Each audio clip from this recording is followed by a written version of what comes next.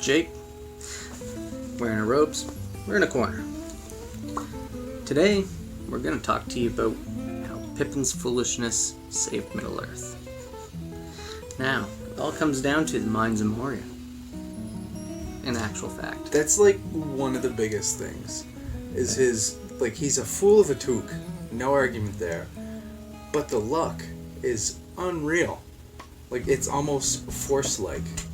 Pippin the Jedi. Because he's so lucky. It's true. He's got the Dark One's own luck. When I talk about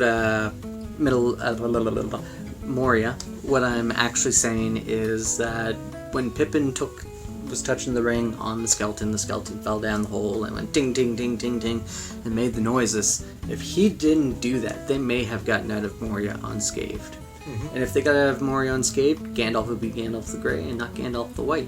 And also, Gandalf was the glue that held the Fellowship together. So without Gandalf falling in Moria, they would have never broken up and probably would have followed Gandalf the Grey's plan the best they could. And would have it turned out better or the same? Hard to say, because as Gandalf says, it's all in motion. It's all about, there's nothing that you can do about it. It's just what's happening. And because Pippin made all the noise and stuff, he inevitably saved Middle-earth that way. But also, he also lit the beacons, which brought Rohan to Gondor, and if Rohan didn't show up at that pivotal moment, Gondor would have fallen pretty easily. Then in the movies, I'm not sure if it happened in the book, but in the movies, he saves Gandalf. Saves his life when he stabs that orc. Yeah. The guard of the Citadel, indeed, and sends him on his way. Yeah, I'm not sure if that was in the book or not, but I do know that... I don't think it was, but Pippin... They both kind of count independent of each other. Pippin's an awesome hobbit in his own right. Like, he doesn't catch on to anything. He's kind of a drunkard, a little bit of a stoner in the movies. In the books, they're not. Hobbits are a little bumbling in the books. Would you agree? Mm-hmm. That's their character. They're just kind of like the happy, cheerful, drunk, smoking pipe weed sort of type of creatures. In the woods, they're very good at hiding from unfriendly eyes.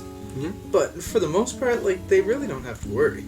I mean, they got the Dunedain watching their borders, and they just carry on their merry way. There's not really anything they need to worry about. They live a very peaceful lifestyle, and Pippin comes from a long line of Tooks, which are quite known to be very adventurous. Mm-hmm. And also, that's where they say Bilbo and Frodo get their adventure from, is from the Took side of things. Mm-hmm. They are distantly related.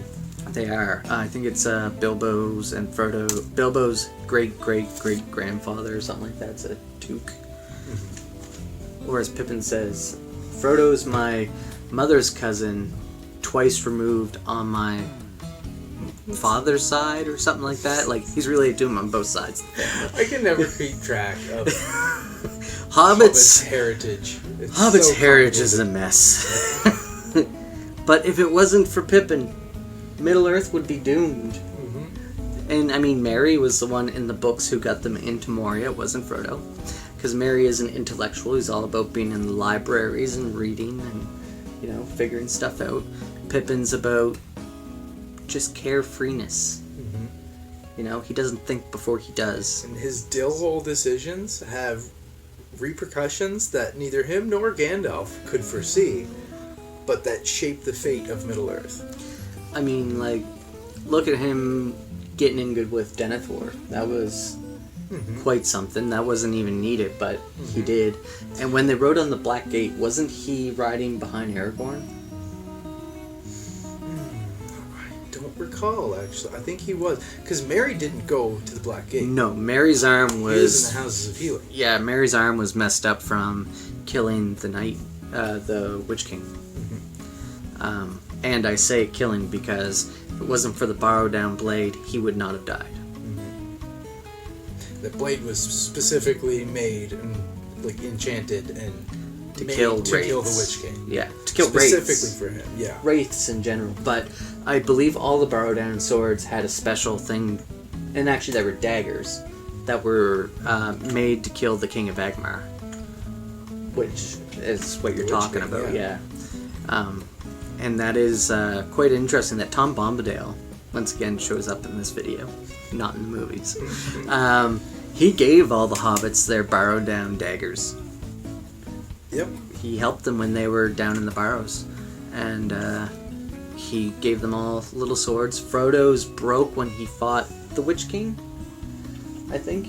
I don't recall what happened to Frodo's. At some point he just kind of switches over to Sting, and maybe he left it in Rivendell after Bilbo gave him Sting. I think that Frodo's broke on Weathertop before, and that's why Bilbo gave him Sting, because he didn't have a sword. Which Sting is given to Sam later.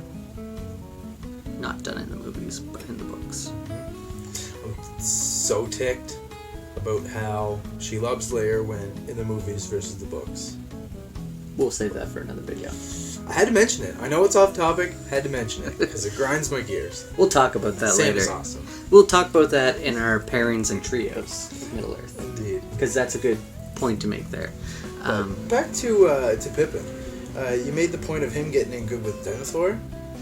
That was another big thing that changed things a lot. In the case of if he didn't, because Gandalf tells him going in there, like, keep your mouth shut, Don't let me talk. do all the talking, and then it's just like, weh, Boromir, and he's just instant, like, offers his service and all this kind of stuff. If he hadn't have done that, which at the time was like a fool shut your mouth decision, Gandalf is like, oh my god, Pippin. But Faramir if he hadn't wouldn't have done been that, saved. yeah, Faramir, when Denethor was going to burn him, Pippin wouldn't have been there to save him. It's true. And, Pippin determined the fate of many throughout this entire series. Just one second. So, another point about Pippin is not a way that he shapes the fate of Middle-earth, but just kind of a showcase for his character is that it's just another one of those examples of just good-natured hobbits. Yeah. And, like, even when he messes stuff up, is like, his heart's in the right place the whole time.